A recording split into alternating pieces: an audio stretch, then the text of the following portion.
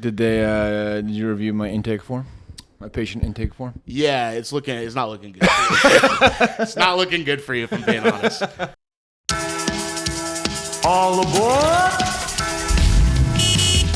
Hey, what's the big idea? Oh! Excuse me! Oh my God! Yeah, where is it? Yeah, I thought maybe over there. Hey, watch where you're fucking going. Welcome. Fuck, I think I just stepped in dog pound or something. Welcome. Would you look at that?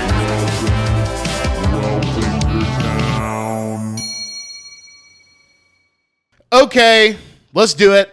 Welcome to Tinkertown. Thanks for listening. My name's Noah Marger. We're back in the stew, another week. Thank you to everyone, loyal listeners, loyal viewers. Thank you for being back here. Got my friend, my guy right here. Let's get into it. My guest today, comedian you may have seen, recording for his safety on TikTok and Instagram. We're going on tour later this year. Those will be available, link in bio and Instagram type shit. At some point, yeah. At some point. Let's go. Okay. Please welcome my friend, Sam Orson. How you doing today, brother? Sublime. I got my drink full of electrolytes and caffeine in here. It's just orange, and it's all I got. Okay. That's all I got. It's all I need. You got it's electrolytes and caffeine at the same time? Is that a little mixture going on, or is that a homebrew? No, it's a Kroger special.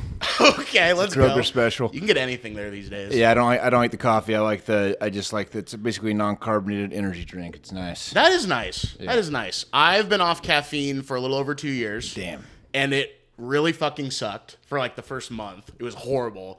And now I feel amazing. Yeah, I need to get on that. I need to get off the Zins. I need to get off the caffeine. I need to get off all that because when I don't have it, I just fucking freak out. Do you like when you have the Zen and you took your little mixture, do you feel like, oh, I'm like buzzing right now? Dude, like I'm walking around? There's a period like 9:15 in the morning when you have the Zen in and you just 10 minutes after you drank your little energy drink where you're just like, this is so fucking awesome. I could work all day. Yeah, exactly. I love this. It's a homebrew Adderall. Lasts about 15 minutes and you go, oh my God, I'm screwed. I'm fucking pissed now. My day's not going to get better than these 15 minutes right now. It's literally the best part of the whole day. Damn. You should you know what? Just keep repeating that all day until you feel better. It's a dangerous road, but it does, that's what we try and do. That's what we try. Sometimes you have to go down the dangerous road to see how beautiful it is on the other side. That's exactly right. That's how I'm feeling these days. All right. So this is the show where we tinker around and look at your hometown. We Nice. sort of look at where you're from, sort of be like, how did this guy get here? Where did he start? What's the origin story of this guy? Yes. And so I sent you an intake form, and you said that you were from, and you told me Hurricane, Utah, and then also some Spokane, Washington in there as well. Yeah, I was kind of all over the place in Utah growing up. We were in like Sandy, Utah, which is the northern part, as well as Hurricane. And that's where my whole family's from. And then we, went to Spokane for high school, just for my dad's job. And then ended up staying there for college. Went to UW in Seattle. Stayed in Seattle for like 10 years. Let's go. And then moved down here. Moved back home to Hurricane during COVID. Yep. And then moved to Los Angeles because I met a girl on Instagram and thought, oh my God, she's so hot. This would be so awesome to just move to California. So I did that. We broke up pretty much instantly. And then I was just stuck here with nobody and nothing. And in an apartment much smaller than this on Cherokee, just up the street. No way. Yeah. You were right in this neighborhood? I was up right off Hollywood and Cherokee. Okay. I remember it because it was right next to I was a big Nathan For You fan back in the day. Still Totally. am, but there's the gift shop episode, you know what I'm talking about? Ooh. With the Johnny Depp impersonator Yes, where he's like, in go in there, yes. he pretends to... Yes. You The could see movie. Yes, the Yes, movie. yes. And so I could see that from my little The one apartment. window. Yeah, and I Yeah. go, oh, this is right in the middle of it. So that was like the interesting thing about that. But it was like a fully furnished apartment. It was clearly like an old hotel. Totally. That they just converted into like whatever, people to live there during COVID or something like that. Because it was like all the beds were like hotel beds, like the hotel sheets. It was fully furnished. You know, the sheets that are like made of like back hair and just they're gnarly. Yeah. And, the fold out couches, everything was like, this is, it had like the little coffee maker with the coffees in there. Like, okay, this was clearly a hotel. And people would always come in And this was so frustrating because it'd be like, where's the room I rented? We rented it like 8 months ago. We rented a room here, and it's like no one's here to do it. And I go, you guys are, I don't know who's running this place, but this is not a place you rent out anymore. And then they try and talk to me about it, and I go, I don't know, buddy. Like, this is not my problem. They said guys who moved to LA to follow a girl. These are the types of places. Oh my god, it was so bad. And it was like one of those things too. I don't know how your apartment is here. My apartment now is not too much better, but walls so thin. Yeah. Like you can, if somebody's like talking like this, like outside your door, you can hear like full volume. Every like, single day. Oh my god. Every single day. You could hear all the TVs. The funny thing about it though, what I used to do is, so there's this guy above me, and I didn't ever talk to him because he looked like an ex-military dude. He's probably like 6'8". He looked a little bit crazy. Yep. And wore big military boots, and I don't know what he was doing between like 1 and 3 a.m., but it was just stomp, stomp, stomp, stomp, stomp to one side of the apartment. You hear him like switch around, stomp, stomp, stomp, stomp, stomp. And he did that every night, and I didn't know what to do. I didn't want to address because looked scary. Oh, totally. Not someone you want to mess with. But he would also play like these war movies on the TV, and he was right above me, and so you could hear it full volume. But what was funny is all the Wi-Fi was connected there. Oh, it was building Wi-Fi? It was like building Wi-Fi. So I could go into my Roku app and connect to his TV up there. Very good. Sometimes I would turn it down, and then Oh my god. and then he goes, and then you hear him turn it back up, and then I would turn it off, turns it back on. You hear him getting frustrated. Yeah. And then the best move was to take it and just, while it's already loud, turn it all the way up to like 100, and then it's just like shaking. He was like, ah, dude. And then That's nuts. one time I think he caught me because I don't know how he could see it, but I think he could read that like, oh, this was connected to Orson's iPhone remote. Yeah. And then he starts knocking on my door. He goes, is someone named Orson live here? And I'm just like, oh my god, Fleet is so quiet. Holy shit. But yeah, I mean that was you were doing military tactics on him. I was doing psychological warfare. That's were. That's what you have to resort to if you're not big enough to like actually confront somebody. You have to resort to like psychological torture or confusion. But you're like a tall, big guy. You didn't think this guy was like brick shithouse style? Yeah. Just because you're tall doesn't mean I'm pretty good at gauging when I can confront somebody and not feel worried about it. But Okay. if I feel worried about it, I'm like, I'm just gonna just let this slide. Yeah. It only takes like 1 or 2 times of somebody really coming at you to be like, okay, this could have ended really. Totally. I would say I've gotten more confrontational as I've gotten older. At the movies, I'm fully confronting people at the movies these days. Oh, like if they're talking or something like that? Yeah, 100%. I do that too. Yeah, it's my fucked God. up because if you're old enough to go to the movie by yourself, you know how to act at a movie theater. Yeah. And there was a guy I went to go see Hoppers, by the way. You see that yet? Not yet. Dude, you're gonna love Hoppers. You're gonna fucking go apeshit for Hoppers. I was there with my buddy, and it was just some dad who took his kids to see the movie. Yeah. And we're like maybe 5 minutes into the movie, and I hear, yeah, okay, sounds like he's just like very quick staccato, choppy sentences, and I'm like, what the fuck could be? Who is it? And I turn around, he's fully on the phone during the movie, and I just sit him with the, hey, get off your phone in front of the entire theater, and he went, oh, and he just put it away, and I was like, it feels so good. Oh, I'm like, for stuff like that, if I give them an ocular assessment and I go, okay, this person's not going to beat my ass, then it's like, then it's game over. I'm always like that in the movie theaters, and I think it makes Audrey uncomfortable because there's even like, because I'll like say, because I can't stand it, and there's like this guy who was like, dude, it was like, he was making like cartoon gross noises when he was Totally. eating. The slurps. He's Like sucking a guy off the nonstop, back, and yeah. I was like, "Dude, you have to fucking stop!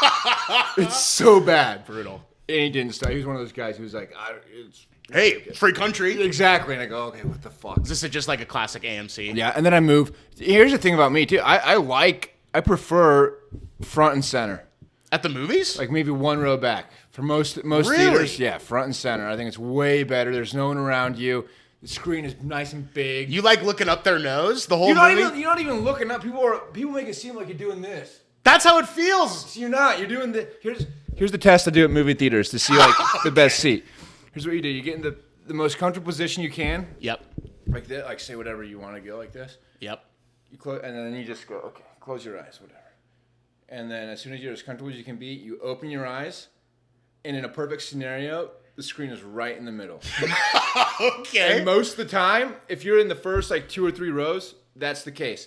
It's To me, the worst is like off to the side. Totally. Because then you open your eyes and boom, half the screen's over here. You have to go like this the whole time. You're looking at the curtain. You're looking at the emergency exit. You, You don't want that. relax. And especially in the front where, like, second row in a reclining one, that's like, oh, the best. 'Cause some of these ones recline, and then you got to do the test. You can't be biased about it. You close your eyes and you just get as comfortable as possible. Oh, this is where my neck is going to be, and then you boom, open your eyes and you want to see as much of the screen as possible.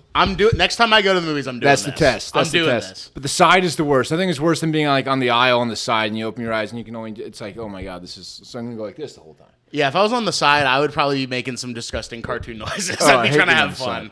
That's brutal. Okay. You're an AMC pass holder, I assume? You have to be, dude. In this town, in these days, the way the economy's going, you have to be, dude. Oh, yeah. And I won't go to the Grove anymore. I know that's like the closest one to like our general area. I won't go. I think it's a fucking shit show over there. It's a madhouse. I only really go to the Burbank one. Same. I'm a big parking guy, and like I like how the parking's set up there. I don't fuck with the Universal Studios one. Fair. Because it's so annoying the way they...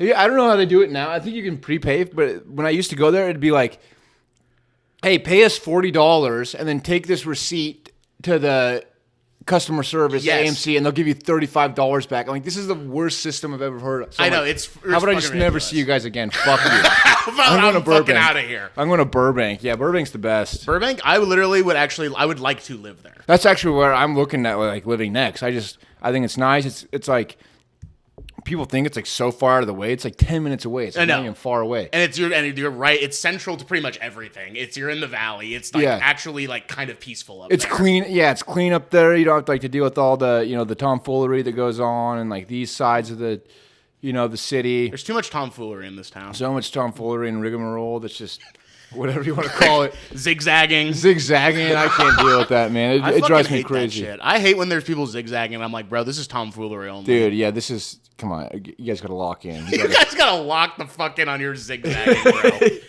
Can we talk a little bit about Hurricane in Spokane for just a sec? So I always write down what I knew about these places before I kind of do my deep dive. And probably didn't know shit. You probably never even heard of it. Never even heard of it, not even once. And then I looked where it was on the map, and I'm like, oh, it's the southeast corner of Utah. Yeah. And I went, why the fuck does anyone live there? Like, I literally think that when I look at, like, St. George and stuff. Yeah. I'm like, who lives there, and why the fuck do people live there? Tyler Robinson. Who's Tyler Robinson? He was the Kirk assassinator. Oh, no He's from St. George, yeah. Is that true? Yeah, Holy he's from St. George. I didn't even find that in my research. Oh, Maybe really? they don't want that out there. Maybe they scrubbed that. Maybe they scrubbed it, but that's where he's from. They're like, that's my guy. I remember seeing like a video of him. It was like, oh, we found this old police footage of him, like he got pulled over just for a random traffic stop or whatever. Yeah. And it was in St. George. I'm like, oh, I know all these places. Oh, that's the guy. Yeah, and he looks like a guy that lives there. He just looks like a normal St. George guy. What is the attitude of that area of Utah?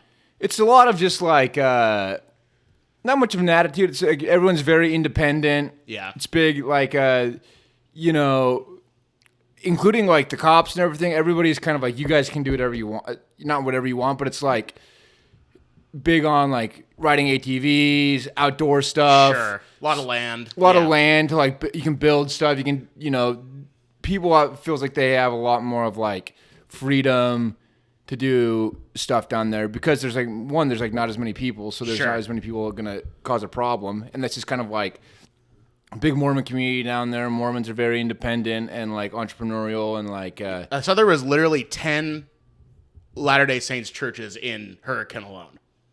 Oh yeah, that's crazy. Like obviously that's most people's probably religion down there is doing that kind of thing. But 10 that place is what, 30,000 people? I don't know, but it's that's a lot. Yeah, I would say probably in Utah, I think it's like 50% of people are Mormon. If you're taking the whole state, I think probably Hurricane's probably closer to like 75, 80. I'm just making that up, but I also don't, when I go down there, it's mainly my family and friends of family who are all Mormon, so I don't really know what everyone else is doing. What everyone else is doing. But I know it's like a big spot now. I think it's going to go down just because there's a lot of people moving there. Is it it's the new Boise a little bit? It's a little bit of the new Boise. It's because it's really nice. It's really nice all year round. There's so much stuff to do. It's really pretty. You're right by Zion. Yeah. Yeah. And then, people can build there. You can build there really easily. There's not too much of like here, it's really hard to build stuff without, needing so many permits Yeah, and things slowing you down. There's all these rules there. It's a little bit more, they're encouraging people to build there. So you have like all these huge, like mansions going up. And so like all these really rich people are kind of moving down there, and you can get, a $10 million house here in Burbank or something is, nice, but it wouldn't like blow your socks off. A $10 million house down there. You can hit both ends of the house by going like this. Oh yeah.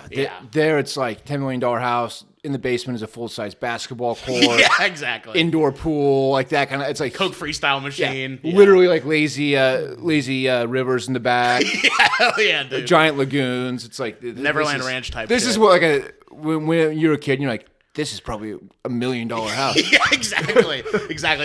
You got a Starbucks in the basement. Yeah, exactly. Yeah, you got a Target down there. So it's nice now. I'd love to live back there at some point. You're saying it's really hard to build here. You were telling me off pod, I got all these contraptions that I'm trying to build, and the city won't let me fucking I got all do these it. jigamabobs that I'm trying to get built. They can't get approved. I gotta go down to St. George. You can do it. They got the land. They got the know-how down there. Oh yeah, they got the know-how. I did a road trip right before because I moved home to Oregon in 2020, and then right before I came back to LA, I did like a cross-country road trip because I was like, I don't have an apartment that I have to pay rent on right now. Like I have like very little bills. Like what car did you take? Took a Honda Accord, brother. Nice. Just you? Just me. Nice. Just me driving around, sleeping in some scary spots. What, like motels and hostels or what? Motels mostly, yeah. Motels like Motel 6s and stuff like that. Would you ever hit the tent, hit the camping? Ever? I'm really bad at that. I fucking hate camping too. It's the worst. Yeah. If people who do it, God bless them, like more power to them. That's not my shit at all. I hate the idea of like, oh, I'm sleeping on the fucking ground right now. The idea of like being like, oh, I'm sleeping on the fucking ground pisses me off to no end. I hate that shit. So I was mostly in motels, like cheap ass motels and stuff. What's a cheap ass motel like? $40? I haven't stayed in a motel since I was way young. I don't even know what it costs. In 2021, it was like anywhere from like, depending on where you were at, because sometimes because I had my car, I wasn't always like in the middle of everything. I was like maybe a little bit more on the outskirts, and it was a little cheaper. So it was like anywhere from like 40 to like 90, anywhere in there. So I wouldn't do anything under 100. I was like, let's do that, because I was driving all over basically. But I was in Wyoming, and it was just the worst. Like it's just like the worst fucking place in the world. And there's just like so much land, and everyone I talked to was like, yeah, it's great out here because no one tells you what to do. Yeah, people like that. And I was like, why okay, sure. Like, you go out here to be left alone, basically, is like the feeling. And is that kind of the St. George mentality? A little bit. I mean, it's a little bit more in the earth. Like, Hurricane's like right next to St. George, maybe like 20 minutes away. Yeah. So that usually when people ask where I'm from, I say St. George's because that's when people might know where that is. But it's, like I said, it's growing fast, but I think that's still kind of the mentality right now. But sometimes that's the problem that happens when, you have a place like Montana or Wyoming where a lot of people that live there like the hands off. Yeah. Which I didn't really appreciate until I got older. And when you try and do anything here, it's like, dude, why are they making this so hard to like do anything? Why does it cost me $800 to register my car every year? I'm doing that right now. Yeah, it's like, what? Like that kind of shit, like it just adds up, and you go, I want to just get the fuck out of here, and it's not worth living next to the fucking Museum of Wax, That's cool. I mean, listen, obviously I go there every day, and I'm gonna take advantage of that while I can, but I'm done. And hey, 5 years from now, when I'm done with it, when I've seen every wax figure, I'm done with that fucking place. Okay. As soon as they come out with the Zendaya wax figure, then I'm done. I'm done. As soon as they get the Charlie Kirk assassin wax figure in there, I'm done, and I'm moving back to where it all started. I can see the real guy. Yeah, so what was the question? I missed it. That's all good. We pretty much did it. You pretty much answered every question I have. Okay, but then Spokane. So you end up in Spokane around like end of middle school, beginning of high school time? Exactly. Okay. Right at the beginning of middle school. What was the biggest culture shock moving up there? Because I'm from Pacific Northwest as well. I'm from just outside of Portland, Oregon. Yeah, what town in Oregon? Beaverton. Nice. You ever go there? Yeah, we had marching band. What do you want to call them? Competitions there all the time. Really? Yeah. Do you remember what high schools? We actually did them at OSU. Oh, at the OSU's Corvallis. Yes. OSU is Corvallis. That one. Right? Yeah, that's about 90 minutes, 2 hours south of where I'm from. Yeah. Okay. It's nice. Actually, Corvallis kind of sucks. if I'm being super real, Corvallis is shit. It's trash. I remember my friend Ryan and his dad invited me to a Beavers football game down there one time, and his dad drove a convertible Mini Cooper, and he let me sit in the front and like play whatever songs I wanted, and his son had to sit in the back, and I was like just like flipping him off the entire time. I was like, fuck you. Your dad likes me way more than he likes you. And his dad was like a really like white, just like the most like mayo white guy you've ever seen in your life. And I remember on the way back, I was like really into Genesis at the time, like Phil Collins Genesis. So I was playing just like them on my iPod or whatever. And he's like, "Oh yeah, who are these guys? These guys are good." And I'm like, "Yeah, it's Genesis. It's Phil Collins Genesis." He's like, "Oh yeah, play Abacab next, brother. Come on, get that Abacab going." And I was like, "For sure." And then I didn't play it at all. And he was like, "Who is this? These guys are good." I was like, "Yeah, it's still Genesis, brother, and I'm not playing Abacab." It's all good. Corvallis is dog shit, though. Sorry you had to be there. I was only there for a few weekends. That's all good. But what was the biggest culture shock of being in Spokane, or was there culture shock? Because it is, what people don't realize about Pacific Northwest is you have the bastion of liberal blueness in the major cities. Yeah. Everything else is like pretty red. Yeah, you know what's interesting is I also like, at least to start, was pretty insulated. There's like a good Mormon community up there as well in Spokane. Surprisingly, maybe like high for like maybe like almost 10%, which is crazy high for like and so maybe there's a good amount of that still in like my life, because it was such a big part of it. Like, Monday you have a certain thing that you go to, and they're not like necessarily religious, but like, Wednesday you go to scout group with all your friends. Okay. Thursday you have like, all the other boys in the church get together and hang out and do stuff. So It was like kind of like already, it felt just like a little extension of that. Okay. But, and where we lived in Spokane was also, at least where we lived, was also like a little pretty rural spot. So we had like a lot of land and stuff too. And it's still kind of the same vibe of like. For tinkering. For tinkering, we had lots. We would like, I would mow the fields like every week, which is like 11 acres of fields on the tractor, and that was also a spot where you could be like, "Oh, let's go build some jumps in the back for the ATV. Let's go put some hay bales out and paintball in the back." So still kind of that same vibe of felt like a lot of freedom back. Where we were living too. With Biden in the White House, we can't do shit like that no more. No, we can't do anything like that. It's fucked the way shit is. You can't shoot a paintball at a cow without have someone freak out about you. Without some liberal freaking the fuck out, being like, "I was gonna eat that later." Don't shoot that with a fucking paintball. That's cool as hell, though. But yeah, it was. I like Spokane a lot, and I just kind of stayed up there through high school, and then, like I said, I was mainly locked in the music world. That was back when I was a drummer. I mean, I still do it, but not like I used to. But I was drumming like 8 hours a day. It would be like, wake up like 7 a.m. would be like the jazz band, so it'd be there. And then you have drum class during school. Then you have marching band practice after school, like with the drum line. And then you have like the private lessons once or twice a week after that. And so and then practicing at home, and I loved it, dude. And I was playing maybe like 7-8 hours a day, and that's like it's like my whole high school thing was just locked in on that. I really didn't think about anything else besides that for a long time. So how did you end up making this switch over to comedy then? Like, when does that come into play? Yeah, so I was going to go to Eastern Washington University, which is like a place in Cheney. It's really close by. They have a good jazz program, and I was going to go there for jazz drums, and then kind of like bailed on that and ended up going to UW. Sure. And once I went to UW, I kind of stopped doing music, and I was just I'm doing the college thing, whatever. I just, studied business, and I did I got my minor there, and I took a few of the jazz classes and stuff. But I was like, this is like I don't really want to, if I'm gonna be in college, I want to make like some money from this. I don't want to spend $100,000 and like teach jazz to like middle schoolers, because that's what this path is. And then you play in like clubs that nobody ever sees. It's like, this is not what I really wanted. Sure. Yeah. And then so I did the business school thing there, played in bands for a while after that.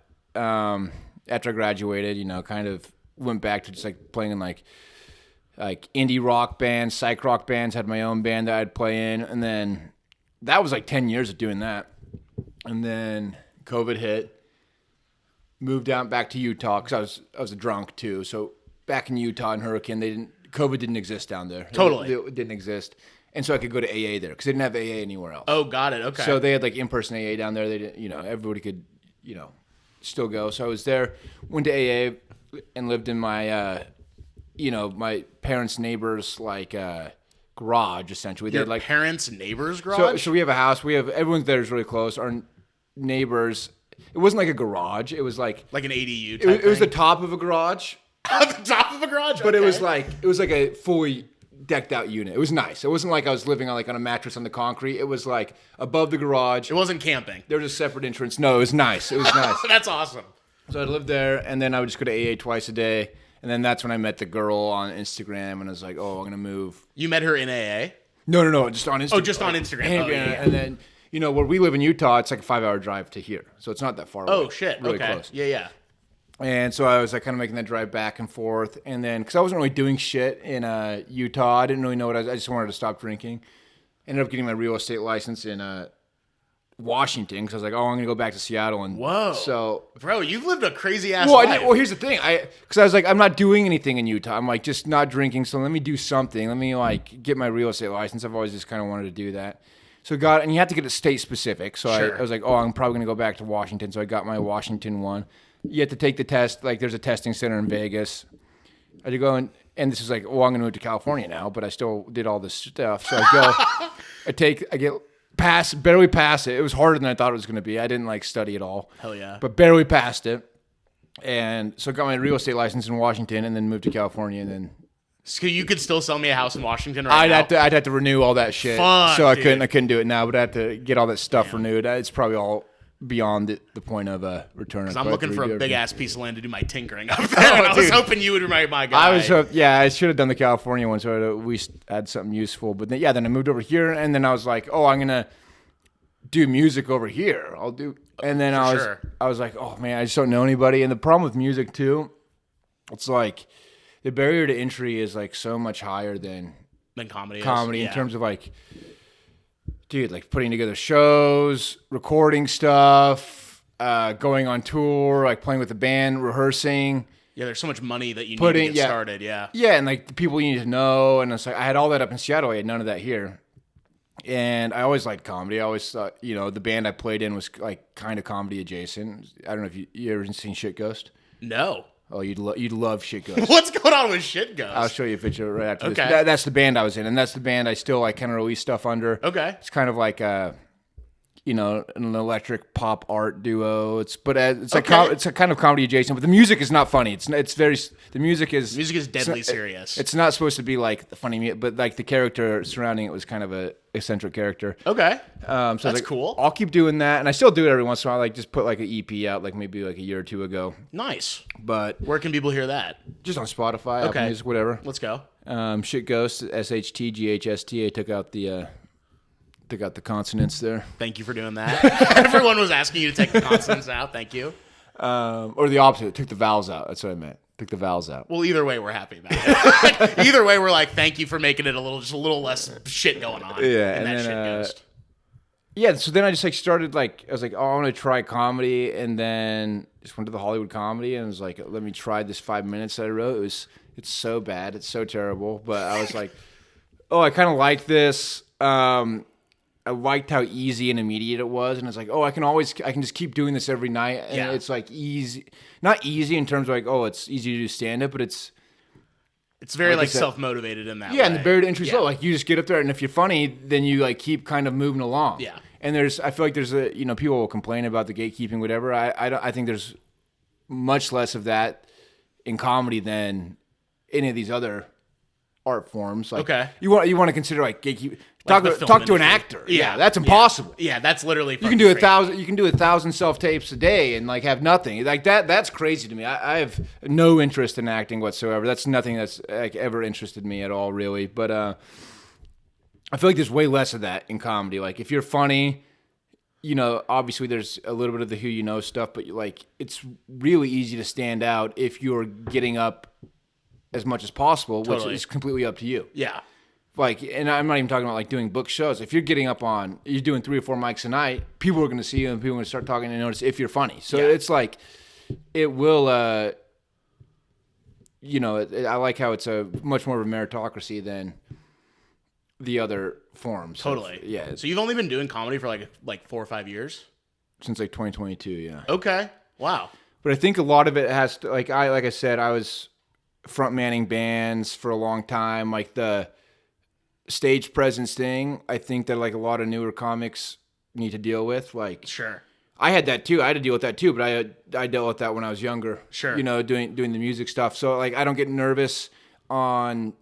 I don't say I never get nervous. Sometimes if it's like there's something riding on it, sometimes I get nervous. But very rarely will being in front of a crowd like that make me nervous. I kind of understand what it takes to like be a front man and be like, oh, you're up here, like people are looking at you and you're entertaining them. You gotta like be command, somehow get their attention and hold it. I learned that through like doing the music thing for a long time. So, which I think that's one of the hardest things, about being a performer is like that aspect of it, which just takes reps. And so I was lucky to start comedy off with like, kind of got that. Yeah, you had that in your back pocket already. I had that in my back pocket, and also starting when I was, in my early 30s, I guess, you're a little bit more secure and comfortable with who you are and your voice and what you want to say. And I'm not saying like what you want to, like, I'm not like a political guy. I'm not making any points. You're no Bill Maher. No, I'm not. I don't do any of that stuff. I'm just doing kind of really silly, goofy shit. But it's like I feel like I have a perspective and a voice that like is in that 100%. That's easier to identify when you've already been you've had some life experience. Yeah, not saying like you're everything at 33, but you definitely know a lot more than you did at 21 or whatever when a lot of people are starting. Which obviously I think if you did start when you were that age, you'd be in a much better spot than someone who starts from the 33. But you can kind of move a little bit faster and just more confidently when you kind of have an idea of who you are and like what you like, and makes that aspect like go a little bit smoother. Totally. So. Can I say something that's completely unrelated to all that? Fuck yeah. I hate the street numbering system in Utah. Pisses me off. I've been to Salt Lake. I hate that everything is for how far we are from the temple. I hate that. Is that how it is? I didn't even know what you're talking about. Yeah, you know how it's like 500 south or whatever, like the street numbering and stuff? Yeah. And at least in Salt Lake, it's all how close are we to the temple at Temple Square. Because that's how our, I'm not going to dox my family's address, but that's exactly what it is. It's like number and then like, 45 south or whatever. Yes, it's always starts at 00, and in Salt Lake it's Temple Square right in the center there, and so it's how far everything out is from that. And I was like, this is weird as fuck. I hate it. Makes me feel like I'm in a dream when I was there. Dude, I don't know about those. I love the number system though. Maybe not just Utah specifically. I don't know if that was the case, but like even in New York, sometimes it's year 2. I love the first, second, third, fourth, fifth, sixth, seventh, because then I know where I am. Yes, 100%. When they get these random fucking names like Sycamore and Olive, I'm like, how am I supposed to like intuitively know where I'm going? You're like a cat doing it by instinct. Yeah, you're just like walking around the street. 76th Street. Okay, I'm on 45th right now, but I can get there. Don't need my phone. Totally. I like that aspect of like the numbering system. I think that's much more effective. I love cities that are laid out like grids. I think New York is kind of like that. Hurricane was like that too when I saw it on the map. I was like, it's like very like it's just set up just like the Salt Lake one is. Yeah. And the streets were so fucking wide. They're wide. It's nuts. You could drive a fucking 18-wheeler across it like the other way, bro. Like it's nuts over there. I was like, holy shit. I've never been to Spokane, but I have been to Coeur d'Alene when I was a super little kid. I went to Coeur d'Alene. My parents like rented like a house like near the lake or whatever. And I don't remember anything about going to Coeur d'Alene. I don't remember the city or the beauty of it at all. But I remember we were in my mom's like big ass Suburban, and my dad bungee corded a TV in between their seats, and I was just like watching VHS tapes like on a TV that was bungee corded in the car. And then when we got there, the only thing I remember about the trip is that they had Spyro for PS2 at the house. Nice. I was playing the shit out of some Love Spyro. Spyro. And then listened to a book on tape when I was like a little kid. I listened to Charlotte's Web to go to sleep. And my parents forgot to bring it on the trip. So I was like freaking out about how am I going to get to sleep or whatever. And it was just such a like pattern of having that happen at night that I heard it in the room. Oh, damn. While I was a kid, and I was like, you guys told me you didn't bring it, and I'm hearing the guy talk about radiant pigs and shit. And I was freaking the fuck out. Dude, have you heard the story? It's like a Reddit thread of the guy who watches Shrek in his head. No. What's going on with him? It was like something that was like, oh, my dad used to get mad at me because I would always watch Shrek in my head because I watched it so many times. that I could just close my eyes and visualize it. So That's beautiful. My dad would be like, "What do you want to do?" And I'd be like, "I'm just gonna watch Shrek in my head," and I'd close my eyes and I would watch the whole movie in my head. And then sometimes I'd be in bed at night, I'd be awake, and my dad would come and knock on the door and be like, "You better not be watching Shrek in your head. It's time for bed." Go the fuck to sleep. I love that. Bro. That's awesome. Just watching Shrek, and I go, "Oh, I'm just gonna watch Shrek in my head for a little bit." Rewatch the part where he gets really close to the dragon and whatever. And when Donkey's close to the dragon, he's like, "Oh, he's fucking the dragon and shit." That's so funny. I always think about that. I love that, bro. Speaking of Reddit, I did go to the St. George Reddit. There's one. There is one. I want to tell you. I want to show you. I want to talk about some highlights that I found on the St. George Reddit with you. Are these all time or are these recently? I think these are mostly sorted by recent, but I did sort by best Yes, as well. So nice. I just wanted to make sure we had the top quality content for this kind sweet. of thing. Number one, on the St. George Reddit rules. Number one, no booty calls. If you're looking to hook up, there are apps for that. I love that. I love the idea of being like, I'm so fucking horny, I have to tell everyone on Reddit. And I'm gonna fuck at the St. George Reddit. Not a bad idea, but like, it's true. There are apps for that. This one just says Uber. This is from 4 days ago. Uber. Does Uber exist here? Here is in Hurricane. I just moved and tried to get a ride, but nothing. Waited like 20 minutes, then it got canceled. Should I try Lyft? And then Kampfganger Fewer, which feels like I shouldn't be reading that out loud. That user, he wrote 4 days ago, "This late at night on a Sunday, you won't have good luck getting a ride. I use it all the time with no issue here, but I'm also wherever I need to be before 8 p.m. And I just hate that these just like, yeah, so you're actually doing it wrong. Like, I'm where I need to be before 8 p.m. You're trying to be a little fucker. You're out late. They're not going to get you got to to be you. in bed before 9. I don't know what you're doing. That's so funny. I hate those. I hate these. It is hard to things. find in Hurricane. It's hard to find a car. Not a lot of people do it. Well, yeah, everyone's driving. It's such a small place. Yeah. Everyone's just driving wherever they need to go. There's some. Okay, this one goes deep. This one goes really, really deep. This one from 2 days ago. Title is "Leftist Friendly Firearm Training?" ? Seeing as how the state of Utah is about to dox voters by making name, address, and party affiliation publicly available information, and that right-wing extremists are statistically the most likely to engage in politically motivated violence, is there any leftist-friendly or at least not blatantly MAGA firearm training in the area? So you might be surprised. There's some pretty interesting responses to that post. First guy just responds with I think his Instagram and just goes, "Hit me up." Just hit me up here. Second guy just goes, "Just buy a gun and then go to the range and ask for training. Pretty easy stuff." And then he's talking about it, and then he says a bunch of other shit, and he's just like, "If you can put someone down quick, get a slug shell. The longer the barrel, the better the accuracy, but in confined spaces, that can be a drawback. 9mm or 45 with self-defense rounds is your best bet. Or if you're like me, I have all three plus an AR-15. Nice. So that feels, I'm a little scared of some of the guys maybe there a little bit. Is that a little bit stereotypical of some guys maybe that you knew down there who are just packing major heat? Most people have a good arsenal of guns down there, I would say. At least I would say I know more people that have an AR-15 in the home than don't. Really? Yeah. Okay. I remember I'm not going to dox my family again either, but No. like going to like my uncle's house on, because we all kind of live down there, like all my whole mom's family is. So on Christmas, if we're down there, we kind of go see everybody.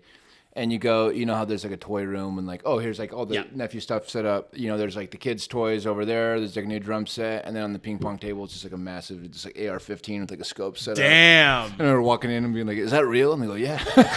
Yeah, of course it's real. I'm about to use it. We got a new one. Yeah, then we went out and shot it.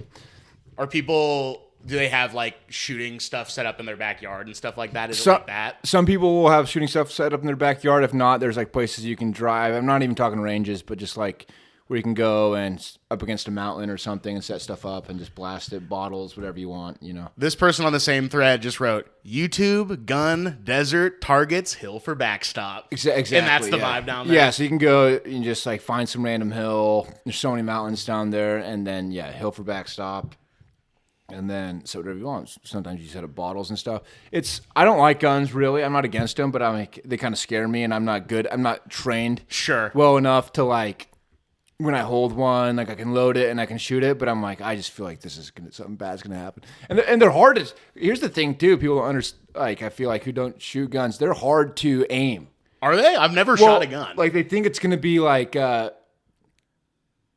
easy to kill or shoot something. But Sure. it's like you'd be so surprised if like unless you like are really well versed and you've been shooting it like for a long time, you know how they work. If a random person like maybe has shot a gun like less than a dozen times tries to shoot somebody, you're miss. Probably gonna miss. It's Yeah. like yeah.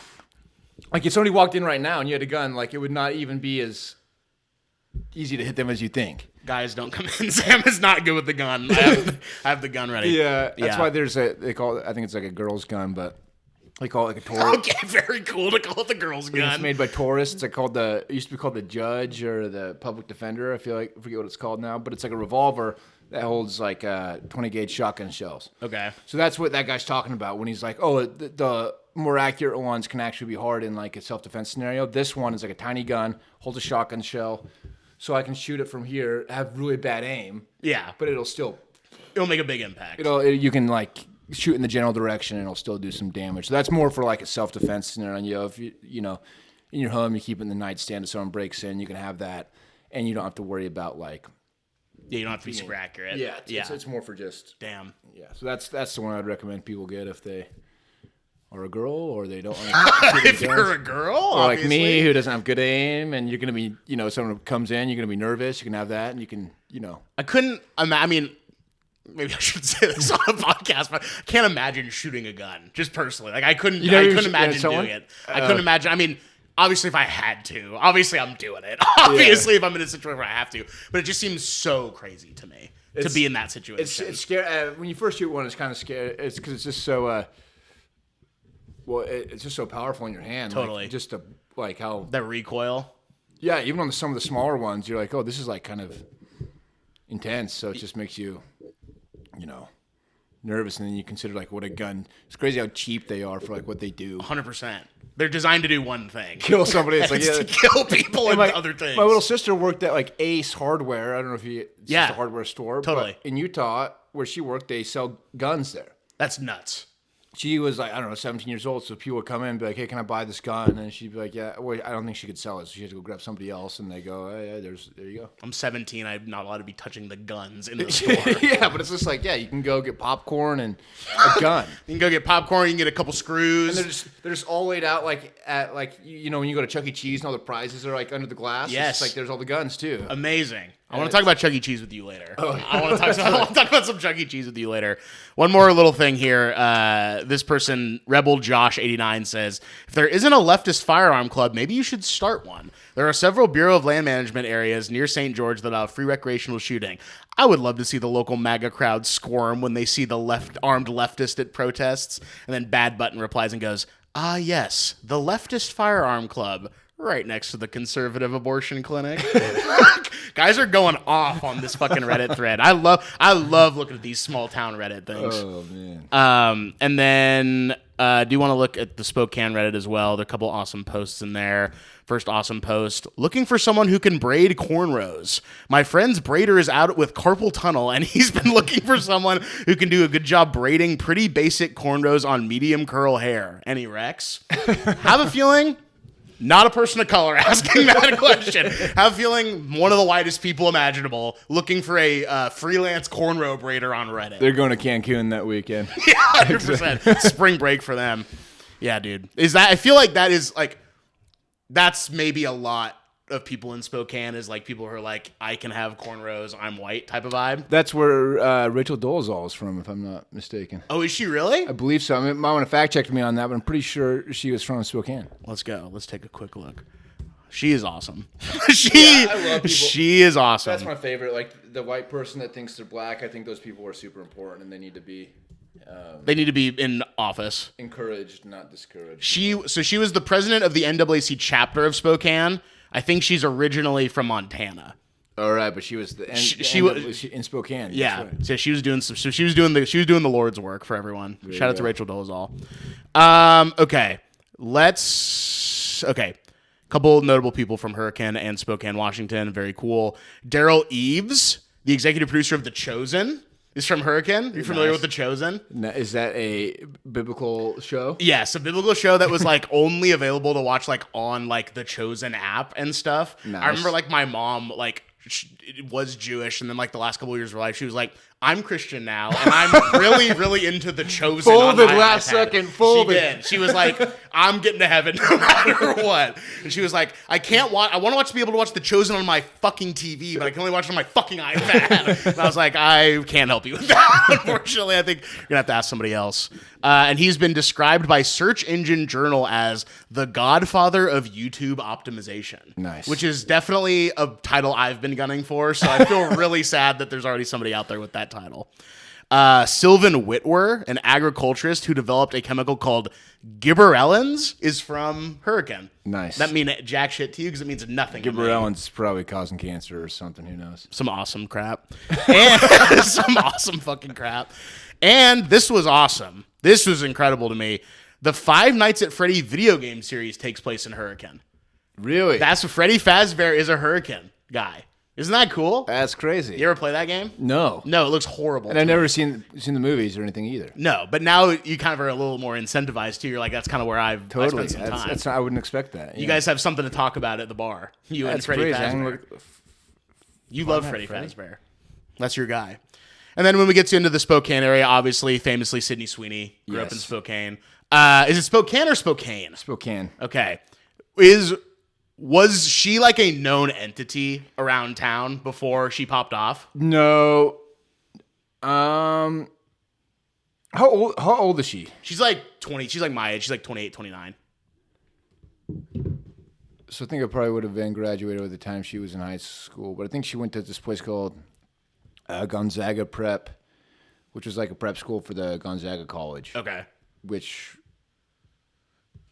we didn't interact with them too. I mean, it was a little bit further away, and it was just like a private school or something. Sure. But no, I didn't know anything about it. Was she famous? She wasn't doing anything in high school, was she? I don't know. I don't think so. I think she like popped off after, but like Yeah. she's like the most famous person in the world now. And so I didn't know if she was like a known entity in town or whatever, if she like had that aura from like an early age. Maybe if I went back there, people would be like yapping about it, but Yeah, I was mean to her. yeah, I tried to date her and she said no, which is probably most of what's going on over there. Mr. Incredible, Craig T. Nelson from Spokane, Coach, that guy. The guy who played Mr. Incredible, voiced Mr. Incredible in The Incredibles. Oh, really? Yeah, he's from Spokane. Shout out to yeah. Craig T. Nelson. Keyboard Cat, that's from Spokane. The Keyboard viral Cat? video, yeah, it's from Spokane. good for him. And there's a couple Keyboard Cats, I guess. So they've all been in Spokane. So shout out to that. Ryan Lewis of Macklemore and Ryan Lewis fame. Yep. I feel like I was listening to Macklemore to prep for this episode. I was like Really getting the nice. headspace. I hadn't listened to them in a long, long time. And I see how in 2013 it was the biggest fucking shit in the world. And I listen to it now and I'm like, this is embarrassing. This is like embarrassing and sad to look back on this and be like, this was the biggest song for like 6 months. Oh, a thrift shop or Yeah. something? Yeah. And then like The City Can't Hold Us and shit. And then there's like ones now out that he like did a song with Kesha where it's like, take me back to the good old days. And I'm like, yeah, probably for you 2013 probably would have been the good old days. Were you ever a Macklemore guy ever? Not personally, but I know he was. That was like back when I was doing music in Seattle too. So Yeah. we had a lot of the same people that You were ran like in similar circles. similar circle. I was not saying I was as big as Macklemore, but a lot of it because he worked with like a lot of the local people too. He was really good about putting like local people on his albums and stuff like that. So a lot of those people that were like Macklemore adjacent, I was friends with, but wasn't really good friends with Ben as us Whoa. real fans call him. Okay. Shout out to Ben. You're Haggerty? okay with Ben you're okay Haggerty with or something. I don't want to dox him. No, but you're I okay think with it's just- doxing him, but I'm okay with doxing Macklemore. think that's Family's his too name. close to the chest. Yeah. And then obviously we got to bring up my guy Adam Morrison from Spokane. Do you know Adam Orson? No. He was like this Yes, really yes, I do. Is he a basketball player? basketball player. Yeah. Real white guy with like shaggy hair Yeah, and the yeah, worst yeah. mustache you've ever seen. Now I know him. Yeah. He went like top 5 in the 2006 NBA draft. That's People were right. like, this is the white Kobe or whatever. And he flamed out so fucking hard. He's from Spokane. And then John Stockton, obviously, from Spokane. Yep, we love Stockton. He would go to a lot of the basketball games, the high school basketball games. His daughter also went to G Prep, I believe. So Of course. He turned out to be a super fucking weird guy. did he? Yeah, he's like a huge anti-vaxxer. So shout out to John Stockton. Kind of just like a weird religious guy ultimately. Like that Good was for like doing anti-vax shit. So we love that for him. Now's the epic part of the show where we actually go to some of these fucking places that I asked you about. I do kind of want to let's go to Chuck E. Cheese first. Let's do it. Because Is I it still asked there? you. Is it still there? So I want to know, there's 2 Chuck E. Cheese in the general area. Were you in the one in Spokane or Spokane Valley? Spokane Valley would have been pretty close to the high school because I remember how I got the job is they opened the Chuck E. Cheese and the end of the day announcements at high school, they were like, by the way, a Chuck E. Cheese opened up. They're looking for employees if anybody wants to work at Chuck E. Cheese. That's amazing. I was like, I'll go. It is still there. Well, as of June 2019, these... Oh, wait. Yeah, no, it's totally still there. As of last year, it's still there for sure. We're looking at it right here. Take a look. There it is. Boom. That's the one. Dude. That's the one, baby. Hell It's yes. the park right back there. Right back there. I love that. So you literally got... you heard about the job from the morning announcements at school? Yeah, it was the end of the day announcements. And then, End of the day. So there was probably like 25 kids from the high school that all worked there. Okay. Because they're just hiring high school kids. And it's... I don't know. I can't remember on the map. I feel like it was like maybe like a 5 to 10 minute walk from the high school. Let's see. Could be remembering that wrong, but I feel like it was. It was definitely close. Boom. Yep, 5-minute drive. Yeah. Yeah, amazing. So we'd all worked there, and I worked in the kitchen. Okay, you were in the back. They didn't let you wear the costume? Well, there's a story about that. Uh-oh. So there's people. I worked in the back. I kind of liked it in the back, but I always wanted to wear the mouse costume. The funny thing about the rat costume, whatever you want to call it, is they wouldn't let me wear it because I was, 6'4". Yeah. And the rat costume adds like 1.5 feet to the top of however tall you are. So when I put it on, I look like a beast. Yeah, like, it's 100%. scary. So I remember, like an anamorph. I remember the first time I finally convinced them to let me wear it. Like somebody wasn't there, and I was like, "Oh, I'll put it on." You were pining for it. You were like, I was asking pining. I wanted to constantly. try it because I was into that. I just wanted to see what it was like, being inside the iconic Chuck E. Cheese. Being in the rat. Yeah. So there's the first experience was I put it on in the back of the house, put the head on, and there's like some kid's birthday going on out there that I'm supposed to go shake hands or whatever. As soon as I go to walk out from the back, which you can all see, the head hits the door frame. Yep. Head falls off. I'm just sitting there with my head exposed. All the kids are like, "No, oh my god, dude!" And I was like, "Fuck!" So then when we put it back on, and then I was going out there for a little bit. And I remember, kind of just talking to people or saying hi to people. I tapped some guy in the shoulder like a dad, and he turned around, and I was so big looking, he just went, "Oh my god!" And then they're like, "Okay, come back here. You're taking this off. This is not gonna work." You're done with the suit, actually. So that was I only did that for like half a day, not even half a day, like maybe a half hour, and then I was just back to making pizzas, which I thought the pizza there was actually pretty good. Okay, we're gonna hear about some people who have some issues with the pizza. I mean, compared to like some of the other because everyone was saying, "Oh, this is like the worst pizza ever." It's not that bad. I was making it. Do you still ride for it now? I would still eat it now. Yeah, I still like it now. The only thing that the cheese came in these balls. It was weird. It was like these it looked like Dippin' Dots of cheese. Oh wow! And that's how you would put the cheese on. I don't know if I don't know what other pizza places do, but that's just how it was. That's and it the tasted trade fine. secret. That's the trade secret of Chuck E. Cheese. Yeah, and then the worst job was like the. Were you like kid checker ever? No. No. Yeah, they just had you in the back fully. In the back. Sometimes I had to do the ticket counter. Dude, that is the worst job.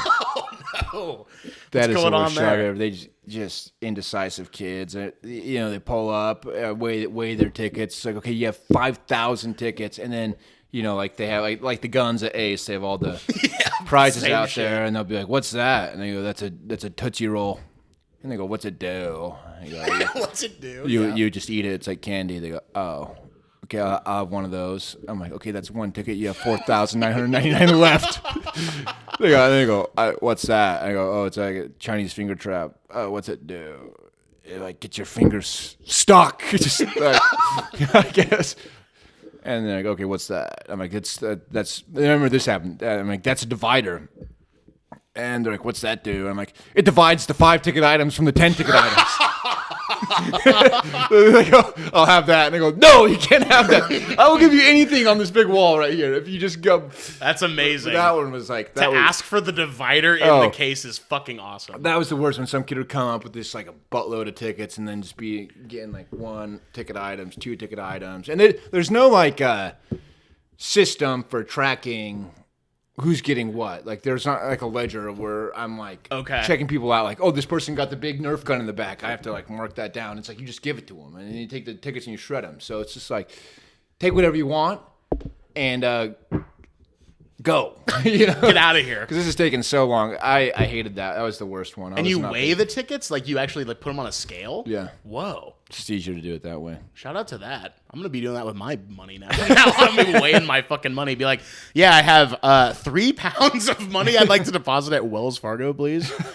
We'll do some quick reviews of Chuck E. Cheese. There's some interesting stuff going on here. This one's from, okay, I don't know when the original review was from, but it was edited 2 months ago. So this person came back and edited their own review of the Chuck E. Cheese. Chuck E. Cheese Spokane has been steadily going downhill.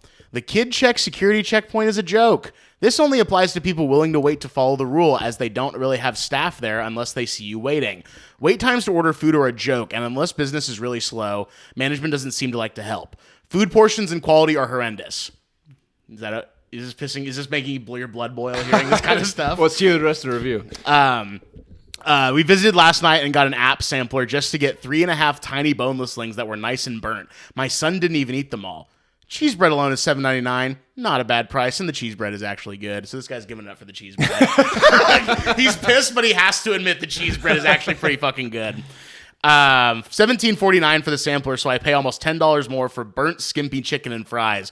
What a joke. We also asked for extra ketchup, and they mistakenly gave us marinara. I brought all this to manager's attention and got zero response, not even an apology. Now the ketchup part, that's a mistake, and people make mistakes. I can forgive that. But someone locked and burnt the small portion of chicken and served it anyway. That's just evil, and you know it. And then the reason this I couldn't tell you when the original one is because he edits the review and he literally says edit 2/15/26. Decided to give them another try 6 months later since the kids do like playing the games. Ordered the app sampler so the kids could have chicken and fries. Same disappointment. Asked to see the manager. He looked me dead in the eye and said, "This is their quality standard and I got what I paid for. Chicken and small fries are burnt and the only 3 boneless things worth eating. They don't care about quality since the kids want to play." So this guy's pissed. He's having pretty much the worst time of his entire life at Chuck E. Cheese. I'm curious if it's like the same manager that I was. There's no way it is, but I can't even. I mean, if a person's doing a lifetime sentence at Chuck E. Cheese, then they would be acting like that. But I can't imagine any manager at Chuck E. Cheese is like, "I'm so sorry for the quality of the skimpy ass fucking wings," you know. This next person, this is from 5 months ago, 1 star. Paid $14 for the salad bar, but there wasn't any lettuce or shredded cheese or bacon or ... In a 2-hour period, the salad bar was never refreshed. People were wandering around with empty salad plates looking confused. And I love the idea of going up to a salad bar, it's empty, and being like, "What the fuck is this? So what the hell?" Love that. oh man, Salad bar was okay or no?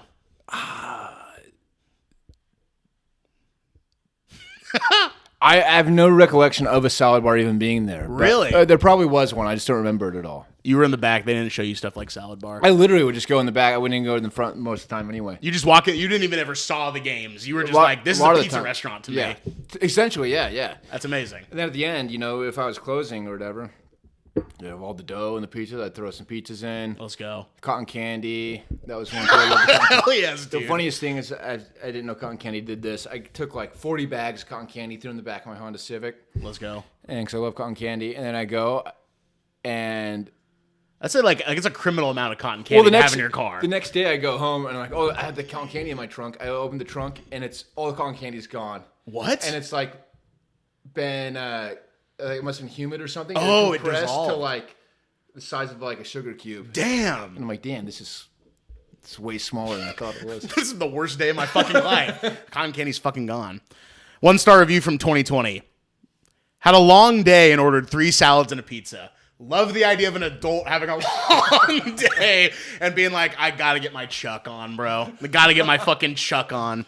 We get the order and it's containers of leaves. Not what was ordered. 3 pieces of cut tomato and a bunch of leaves. What the fuck is this? That's not a salad. At $5 a pop for 3 salads, you would think it would be better than something you could pick from your front lawn. How do you mess up salad? Dumb. And then just they like very artful photo, and I'm like, "That's just spinach, right? Yeah. That's just fucking spinach. Leaves. I love that. That's just leaves." So fucking stupid. And they have the little Roku TV remote and the pizza in the back. It's very artfully done the way this photo is. You got the Chuck E. Cheese to go. Yeah, he got the Chuck E. Cheese to go.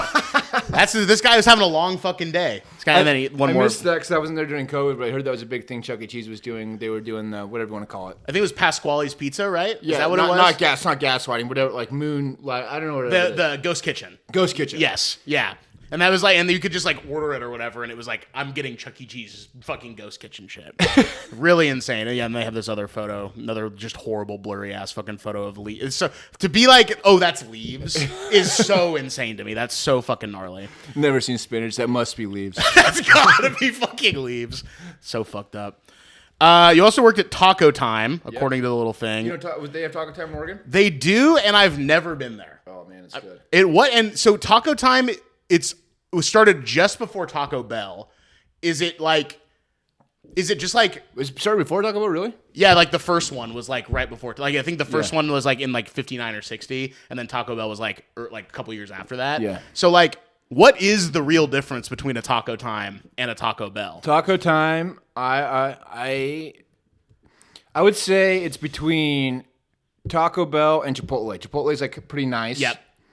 Taco Bell's like fast food. Yep. And this was like in between that. Okay. So the food there was really, really good. It was all fresh. Like unlike Taco Bell or whatever, like I would, make like all the stuff in the morning. And Yeah. the difference was between like that and like a Chipotle is we're still like deep frying tots. We're still deep frying certain foods. Totally. But like the food we're deep frying is like fresh, local, good stuff. And so it's like maybe slightly more expensive than Taco Bell, but it's like so good. They're famous for like these, they call them like crispy bean or crispy beef, crispy chicken burritos, which are essentially like, all it is like ground beef and rolled up in a tortilla and then like deep fried, and it looks like a long taquito or something. Oh, hell yeah. But they, those were so good. And that's what they were famous for. Okay. But. And so you were making those for the hungry people of Spokane. I was making this for the hungry people, and I think that was like my first official like W-2 job I had. That's before I worked at, Chuck E. Cheese. So you were in the back here and saying, "Man, I'd really like to be around the rat instead. Yeah, I'd really like to be around Chuck." Well, I can't remember why I quit there.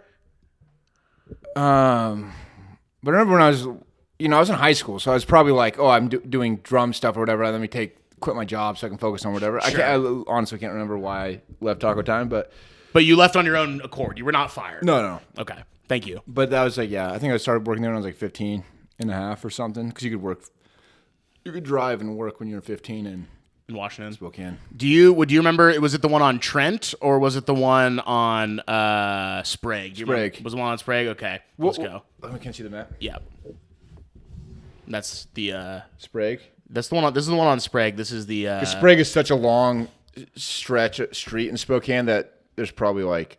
Oh shit! Hold on. Let me do this. We'll do it like I think this. it was the one on Sprague. So that's this one right here, the one on Sprague, and Yeah, that was the one. Yep, that's my boy. Yep, that was it. That's beautiful. That's beautiful to see that in full color like this. And I used all the money from there. I just put it into my car. It was back when I was into like racing Honda Civics. So every paycheck would just go into a new something for that. You were racing? You were doing like drag races? We go to the Spokane drag strip. Yeah, I only went there a couple times, but it was more about the vibe of it. Like, oh, you can go to the car meets and just have the your Turbo Civic that makes all the cool noises. Hell yes, dude. Hell yes. You ever like actually do like enter a race or that kind of thing? I never like entered a race, but you could still take it to the strip and like just drag it. Okay. But it wasn't like a competition like or anything like that. It was just kind of like, oh, I spent all this money tuning it up. Let me see how fast. Like, what's the quarter mile on something like this? Hell yeah. What's the fastest you ever got your car up to? Fastest quarter mile I got the Civic was 12 and a half, which is pretty. Shit. That's pretty quick. For a fucking Civic, that's quick. That's pretty quick. But the guy who tuned it could get it to run like 11.5. Damn. But I was like a 16, 17-year-old kid. I wasn't like a great driver or anything like that. This guy was like a pro, raced these cars all the time. But he could get it to run. I saw him do it like, I was like, I think 11.5 was the fastest he got it. And I got it like, I think just under 12.5 or something. But damn. He's like better at car. He's been driving cars for 40 years or whatever. But, yeah, he's part of Mi Familia. Yeah. Like with fucking Vin Diesel and shit. And I never had a dyno or anything like that, but I'm pretty sure it was, if I were to estimate, it was probably like almost 400 horsepower for the Civic. Holy maybe shit. like 350 realistically, but that's nuts. And it's a light car, yeah. Yeah. So, but things are always breaking on it. But it was fun. It was cheap. It's cheap to do stuff like that to those cars, and I would want to do that again. But Is that like a big culture in Spokane to be doing stuff like that? Like, is there a nice little community around that there? yeah, I mean, they're definitely. I can't say if it's bigger or smaller than like other Sure. places, but there was like a good community of people that would do that. That's cool. Yeah, especially with those like they call them ricers or whatever, like just the imported Yeah. cars. People really like those. And again, maybe it's just because the scene I was in, because you do a lot with a lot less with those kind of cars. Like Sure. an old Honda CRX or something that's like basically a go-kart. You can just really easy to swap motors in and do stuff to them for relatively cheap versus trying to doing like a newer car like Totally. a Porsche or something. You could probably get like a 10-second car for less than like $8,000. Oh shit. Damn. So, you're driving a go-kart around. You're not driving like some luxury car around. It No. has no seats in the back. It has, Yeah. it's nothing like that. Literally just made to go as fast as humanly possible. Yeah, in and crash a it. straight line, basically. Yeah. But that was your everyday driver too. You were driving that thing to school and Yeah. all around into work and stuff. You were taking it into Taco Time, being like, "Yeah, so I'm pretty much taking every dollar I earn here and fucking this car to oblivion." Exactly. pretty much making this car undrivable for anything other than 11 and a half seconds Oh, on yeah. the road in a straight line. It was fun. I got some reviews of Taco Time for you here. Yeah. 1-star review from 5 months ago. Guy taking my order was rude and cursing under his breath. Not sure if he was having a bad day. Whatever. Stopping somewhere else to eat from now on. So that pretty much turned that guy off. Pretty much never going back there because the guy was cursing under his breath. Which I can't. If he was, who cares? And if he was, and I just feel like there's just no way he was. You know what I mean? Like in Yeah. front of the customer or whatever. Dude, we had a guy. This is back. I mean, I don't know when it was 2008. Whenever I was a sophomore in high school, but there was a deeply closeted manager, and his name was Tim. Shout out. Maybe this is his coming out is still on this podcast. I hope not. But he would always. It was so funny. He'd always talk about his wife, and everyone's like, "Tim doesn't go." It was also one of those things where like a lot of kids from the high school worked there too. So they're like. But he was a very hard worker, always got employee of the month, but he had like the worst temper I've ever seen. I love that. And the funniest thing was that the kitchen at Taco Time, it's like an open like you Yeah. can see what everyone's doing in the back. Yeah. And dude, one time he freaked out in the microwave. The microwave like wouldn't open or something. And there's a restaurant full of people, and he just starts hitting it, and he's, "Fuck with me, bitch! I dare you! Fuck with me! Fuck with me!" God. And then he just starts hitting the thing, and he grabs it, and he throws it on the ground. No way. During like a rush, like that's nuts. That's fucking So crazy. funny. And the best part about it is he was such a hard worker. He would always get employee of the month, always. And it was like, dude, this guy has like severe anger problems. It was like, I wonder if that's Tim. I think he needs to fuck guys, probably, and then he'd feel a little bit happier at work. Sounds like my wife. He'd always say stuff like that.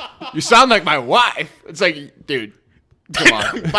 And by the way, end that relationship. And by the Yeah. way, you shouldn't know what it's like to have a wife, sir. my God. This is a 5-star review from 8 months ago.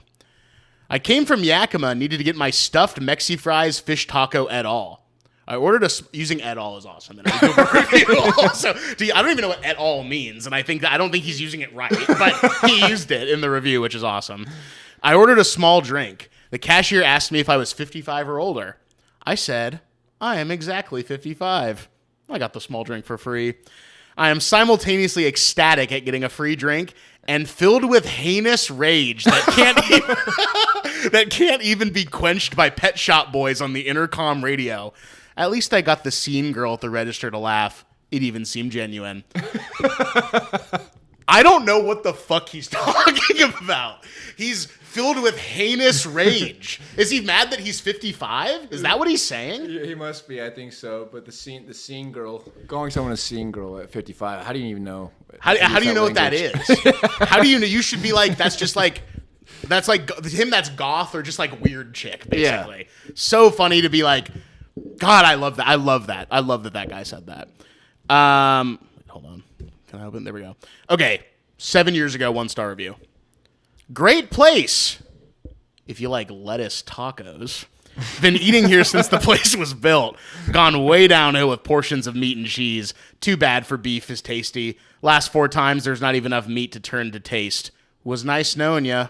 Will never return. Damn. So Not enough meat to turn to taste. I hate when there's not enough meat to turn to taste, bro. And honestly, it is a great place. feel like fucking bullshit lettuce tacos. That's got to sting if you are like the general manager of a Taco Time and you're reading that. You're like, fuck, he's fucking called it lettuce tacos. We're buried, bro. Damn. There's no coming back from lettuce tacos. The big one, that was the best one, was the Big Juan burrito, and it was the BJ is what it was called in the system. That was always a fun joke. And everyone was like, hey, this guy wants BJ coming this down guy the wants line. exactly this guy wants a BJ. and Tim just fucking breaking shit over his knee. Fuck, I wish I could have one of those from my stupid fucking wife. Or from a man, if that's actually more my vibe. Okay, then we'll do this one. This is another 5-star review from a year ago. Order was made more complicated by stepdaughter, yet counter and prep staff took it in stride and put up with her details. I love Taco Time, and this place shined when a hard order came up to them. Well done. There you go. It tells you everything about that relationship. Yes. Where it's like, man, my stepdaughter's a fucking cunt. And I hate that I have her, and I hate that I have to take her to Taco Time, and she makes everybody's life worse around her. That's a bad relationship going on. Yeah. And just to mention that, and just to drop that in your Google review, I'm like, I have to get this off my chest. My cunt stepdaughter is ruining the lives of the people at the Sprague Taco Time. Sprague Taco Time. Love that. Let's go to... where should we go next? We'll go to Azteca. Nice. We'll go to Azteca next. I was shocked. I was blown away when you said that you had gone to Azteca because there was an Azteca near my high school. I think it was a chain. I don't know if it was a nationwide chain, but I think it was. It was at least a regional chain. Yeah. And I was blown away because I hadn't thought about Azteca in like 15, 20 years. And I hated going to Azteca, really? bro. I loved Azteca. You did? Okay, so that was like the spot for y'all. Oh, yeah. Mexican. Where are we at? Let me see if I can actually get it because I think it's still there, which is amazing to me because the reason we stopped going ultimately was because it closed down. The one near my high school, yeah, it's still there. Check it out. Boom, right by the JCPenney. Yes, sir. There it is in all its shining glory. it. Right next to the JCPenney at the Spokane Valley Mall. We're actually loving some shit like that. Right in between the Macy's and the JCPenney is a beautiful place for an Azteca That's to a be. good mall, too. That mall is huge. I wonder if it's still busting or if it's fallen by the wayside. I looked into it. Well, we can read some reviews of the Spokane Valley Mall a little bit later. People got some opinions about the Spokane Valley Mall. What was your go-to order at the Azteca? I like the taquitos. Okay, They yeah. put them in like around the plate, and they had the big guac and sour cream on the inside. Yeah, that's good shit. That's really yeah. fucking good shit. There's another place near my high school that did the same thing, and I was like, we should be going here instead of to fucking Azteca. And there's some shit that in 2009 when I was going there, I could have done the Jack Black voice from Cacho Libre and done the impression of the guy and how he sounded. I won't be doing that in 2026 on this podcast. But he basically, every single time I went there, I got like a chicken quesadilla, and he would just say it in the most like fucked up way imaginable. He'd be like, "Oh, chicken quesadilla, very nice." And I was like, "Oh, we have to never come here ever again. This is so fucked." And even my dad like clocked me. He's like, "That is kind of weird that he does that." It was a really strange guy. And then Azteca closed, and I was a little bit thankful for that because I didn't like going there very much. But I do have some awesome reviews of Azteca. One that I actually truly could not believe. This first one's from 2 years ago. 1-star review. Ridiculous that they wouldn't let someone of the age of 19 not order on the kids menu due to not liking anything else on the menu. I'm sorry, but that's kind of crazy that they actually overcharged us as well. Being 19 years old and not liking anything on the menu except the kids menu is fucked up. The whole thing is a kid's menu. Is that true? Is that true? That's that kind of the food. Like, it's what it is. It's like cheese burritos, bean burrito. Yeah. It's like that's what the Mexican food is like. That is kids menu. I guess that's true. You either just like it or you don't, I guess, Yeah. at that point. It's all the same. That's awesome. 1-star review from 2018. Horrible. Sat down for lunch and could not get service. It was my friend's B-day and we went for a girls' lunch. Zero acknowledgement, and when we left, they laughed at us.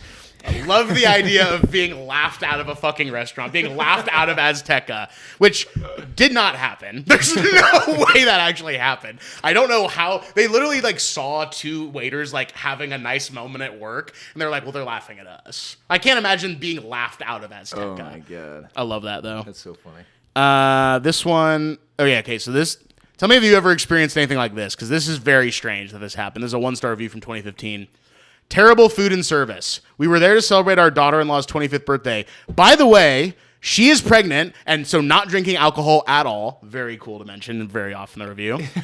First thing they asked us, our dinner guests, to push together tables herself instead of doing it for us. Made everyone at the table show ID, even those of us in our 50s, and was a jerk about it. Before our dinner even came, the server said one person at our party was slurring. Not true, and by the way, well, you don't even know this person. And one drink later would not serve him a beer. Food was so bad, 3 out of the 5 of us didn't even want a box to take home the leftovers. I have been to this restaurant on numerous occasions and never been treated worse. We will never go back and don't recommend wasting your time, money, or special occasion. Sounds like they were being put to work at Azteca. Dude, that would drive me insane. I don't drink anymore, but if I legit only had one beer and then a server was like, You're slurring. dude, I would lose my fucking shit. You go Tim mode. Oh my God, that's so annoying. Because I feel like I slur even when I'm sober. I'm like kind of mumbly talking, like slur it a little bit. So if somebody were to pull that card, I'm not going to serve you. Dude, you only whip that card out if it's like a nasty I used to spilling serve over and be like a bartender too, and that was like, you only do that if it's like, oh, this is a serious thing, not like someone's making you like a little too much. It's like they're like Yeah. falling over on other people. yeah, they're on yelling, they're themselves. screaming. But if it's just like, oh, someone's kind of slurring and they're with their family, it's like, that's fine. Who cares? And if they really did make them push the tables together themselves, like that is weird. Yeah. But I feel like when you get like that kind of thing, it's like they were doing it, like the waitstaff was doing it, and then maybe like they like asked like, hey, would you be able to like hold this thing? And they're so offended that they had to do one little tiny thing to make the guy's life better, you know? yeah. It's just very weird to me that people get so fucking pissed about shit like that. Last one we'll do, and then we'll go to the mall and get out of here. But this is a little bit of a longer one. This is crazy. And then I will show you the picture Yes. involved. One star, one star Hold on, review. I need to go to the bathroom real quick. Yeah, you're good. You're good. You're good. You're good. They make me. Really? Yeah, they made me. They made me sign a fucking contract that said I'll have 80% to 85% of the hardwood floors covered with carpet. Isn't that fucked up? That is insane. No, isn't that fucking insane? I wouldn't do it if they didn't make I'm like, me. are you soundproofing for the podcast or No, something? no, they make me fucking do it. I mean, at this point, if I wanted to like take all my furniture out and then take it off, I don't think anyone would say anything to me. No. Because the guy who rented me the apartment quit 2 weeks after, and then they brought a new lady in to be the property manager. And so who knows what would really happen, but I'd have to take everything out of my apartment, basically, or just like slide everything up, you know? So it sucks, but I signed a contract saying I would do it. Oh yeah, you could probably totally get that out of here now. Yeah. That's crazy. Huge pain in the ass. Good piss. All right. Fuck yeah, it's Good cool awesome piss. piss. Drain that maid vein. Okay, this is I've never seen anything like this in my let's life see it. before. Okay. I'm going to read it and then show you the pic. Unfortunately, I cannot give Azteca a rating except for poor. We've been coming to Azteca for several years and everything was pretty good until last night. We did a takeout order last night. When we sat down to eat it, we found a rock in the meal. But it was half the size of a dime. My first thought was, did they drop the food on the floor and then serve it to me? So I called Azteca to let them know what had happened. I didn't want a refund, a replacement, coupons, or anything like that. I just wanted an explanation on what had happened and what could be done to get it fixed. I spoke with the manager and let her know that there was a rock in my meal. I even offered to send her pics of the rock. She told me, yeah, we've seen a lot of rocks in the refried beans lately. Seriously? That's what she said. I suggested they use a different bean vendor, and she said, well, we threw out the last batch. There must be rocks in the new batch, too. At this point, I was so astonished at her response that I thanked her for her time and hung up. I called again and asked for the general manager since I believe my concerns would not have been addressed. A gentleman took my call and asked if he was the GM. He said, we really don't have a general manager, just a bunch of managers. Well, after discussing my concern, he said, that's the way we get the beans. We try to sort them, but it would take an awful long time to sort them all. Recue my astonishment. I asked if the health department knew that they were serving rocks in their meals. He said that it wasn't really a matter of a health department. It's just the way that it is. At that point, I knew that I was dealing with a company culture that really isn't too concerned with the quality of its product.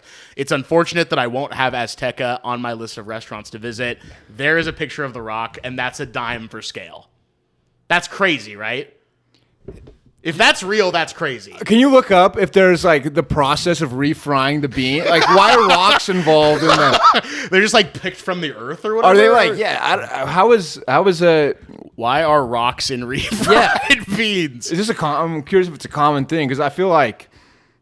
Rocks are found in bags of dried beans and subsequently in refried beans because beans are field grown, harvested, and packaged alongside soil, small stones, and twigs. But that's crazy to see a fucking rock and be like, they won't care. Oh yeah, I mean that's literally a choking surprise they're hazard. allowed to. It could ruin your tooth forever. Like that's Or die, like straight up. If you get a fucking chunk in there and it like that's not supposed to go in your body. Yeah, it's different if it's like, I don't know, some other edible. Sometimes you get fresh lettuce. Oh, there's a little caterpillar on there. It's like, oh, well, that's what happens when you don't use pesticides. And that's just like a beautiful thing in nature. You like see a little caterpillar. Yeah, you eat the caterpillar, you're gonna be fine. You eat a rock, it's like rocks in my food. You know what's funny? As I have a friend, is Cameron Frost. He's a comedian. Shout out.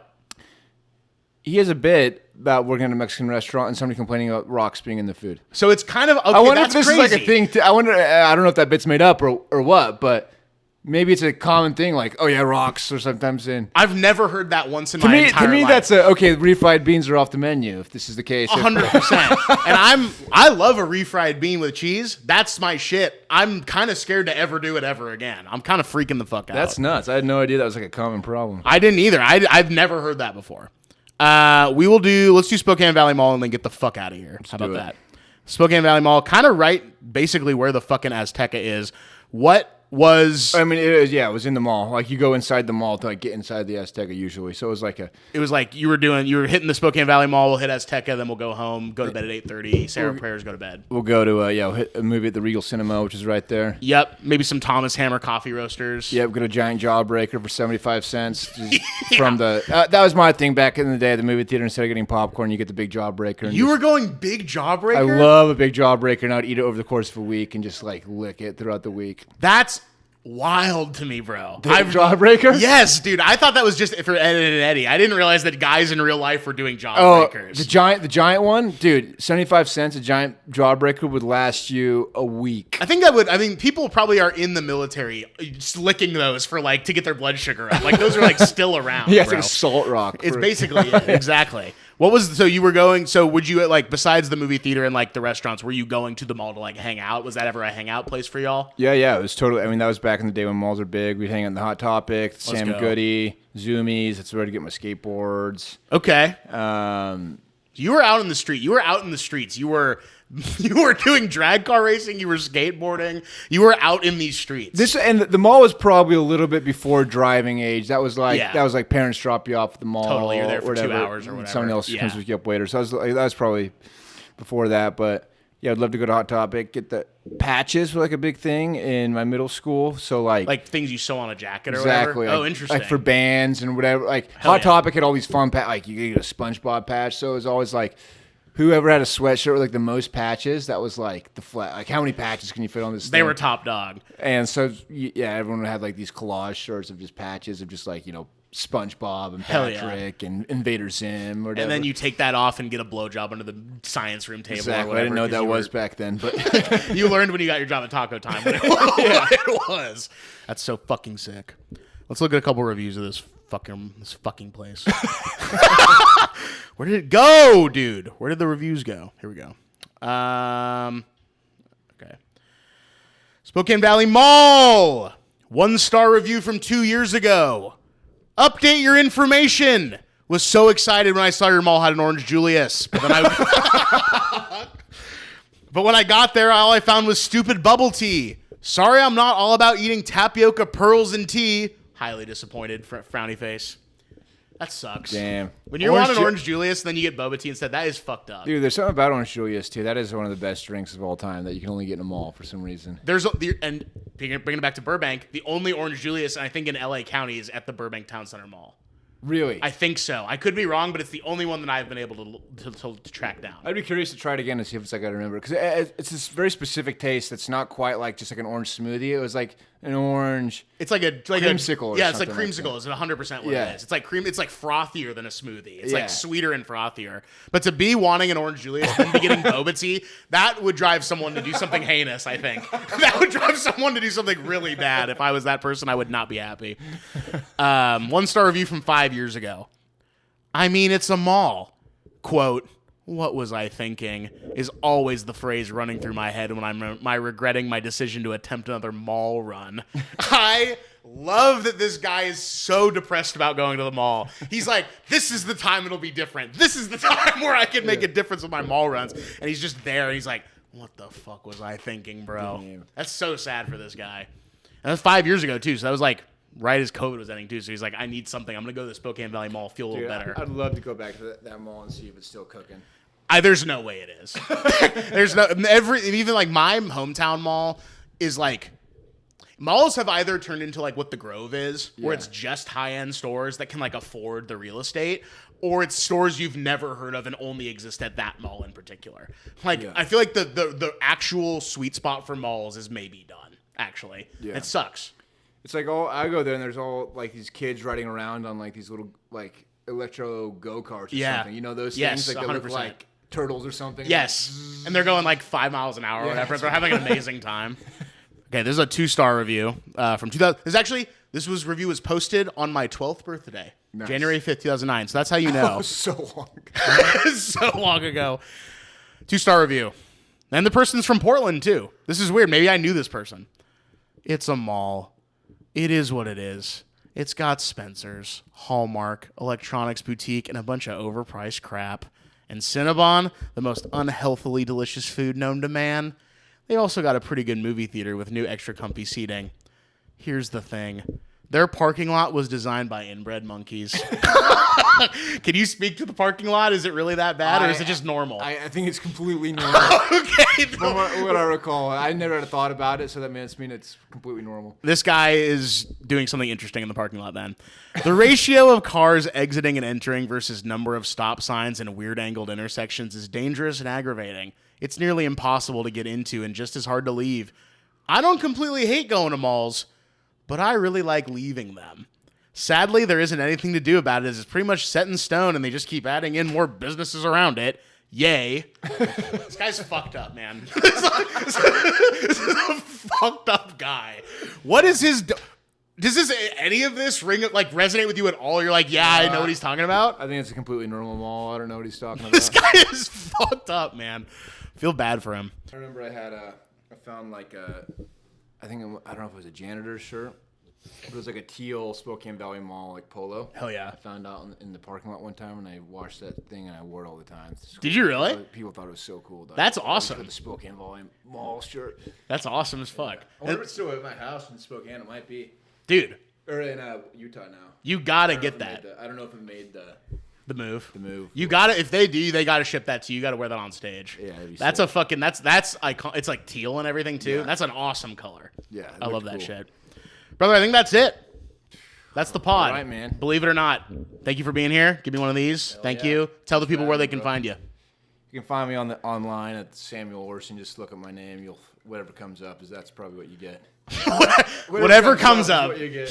That's so scary. I can do better, but I still haven't figured out. People always ask me Sam or Samuel, and they're gonna bring me on stage, and I say something different every time. I just like, yeah. I'm like, I don't know. It's just, I was gonna ask you. I'm not big enough to like care yet. So I was gonna ask you, do you want Sam or Samuel? And then when I said, hey, is Sam? Like I just read Sam, and you didn't say anything, so I was like, well, it must be great. fine. Yeah. I just had Samuel for a while, so I don't know why I had it, but. That's usually like anything written down. I'll have that, but nobody calls me that in real life. I was going to say, I've never heard someone call you Samuel. No one does. That's awesome, dude. You can follow this podcast on Instagram at Welcome to Tinkertown on Instagram. And if you can send us an email. I've never plugged that on the show, but you can send us an email at Is it Welcome to Tinkertown Pod? What is it? What the hell is it? Yes, welcome to Tinkertown@gmail.com. Send us an email. If it's awesome, I'll read it on the show. If not, get fucked in your ass. We got to get Tim on the show. If you can hook me up with Tim, I want to know what Tim's up to. Taco Time Tim. Oh, talking about Tim Dillon. I'm like, yeah, I'm not well, maybe one day. But if we can get Taco Time Tim on the show, that'd be awesome. Thanks. See ya. Bye. Adios.